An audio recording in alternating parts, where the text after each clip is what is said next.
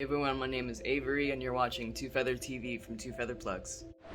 twofeatherplugs.com. The question of the day: what is the best method to stretch? Now, if you look this up on Google or anywhere else, you're going to get a whole bunch of different results.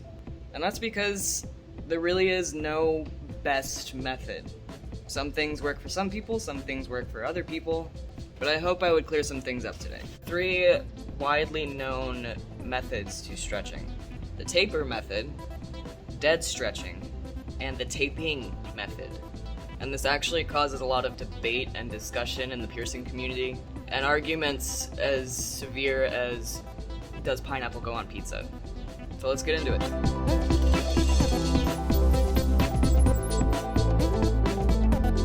First method we're going to talk about is the taping method. Is this the best? It's actually pretty useful if done properly, but the reason why it gets such bad reps is because people misuse it and abuse it.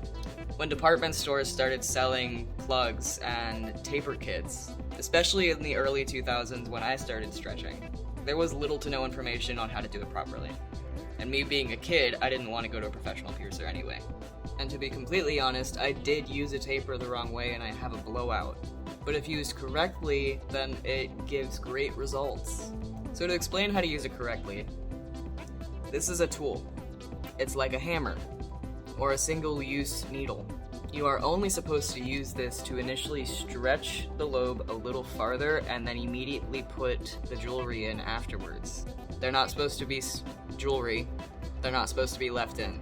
And they're definitely not supposed to be used to skip sizes. Now, I understand that tapers are kind of a style. It's a huge spike in your ear and it looks really cool.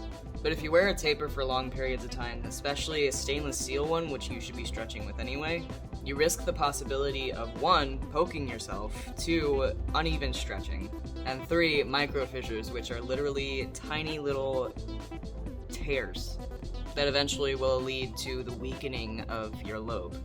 So are tapers good? Yeah, if they're used properly. Always, always, always wait in between sizes. Never skip. And if you're having problems, go to a professional piercer.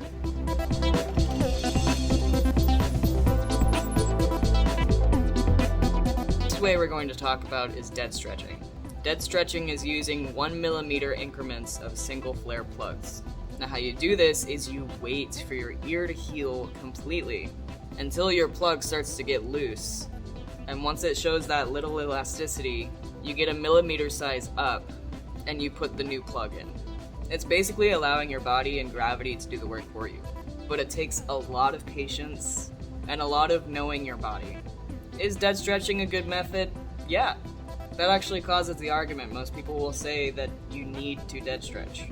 And it is definitely the safer option if you're doing it at home. The only way you can go wrong with dead stretching is if you don't wait long enough. And then you force the plug through, and you end up with a blowout. Stretching is not supposed to hurt. You might have a little twinge here and there, but that also could be a sign of micro fissures or tears.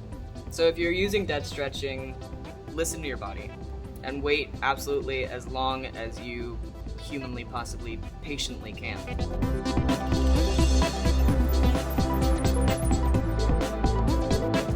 Third method we're going to talk about is taping. This is a fairly new method that's come out, but it's when you use piping tape or bondage tape and you tape it around your plug and put it back in. It's basically the same thing as dead stretching, just without buying new plugs. Is it safe? There aren't too many reviews on it yet. I've heard some people say it's bad, some people say it's good, some websites. It's up in the air. But what you're doing is you're increasing the circumference to stretch it over time. And these are by tiny increments. So that's all I really have to say on it. If you want to try it out, I would consult a piercer first and see what they say. But for the most part, it sounds like a pretty legit and cheap way to stretch your ear. So I hope this answered some questions. If you like this video, please like the video and then subscribe to our channel for more.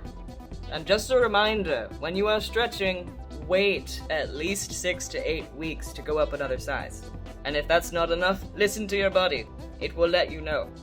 And as always, safe stretching.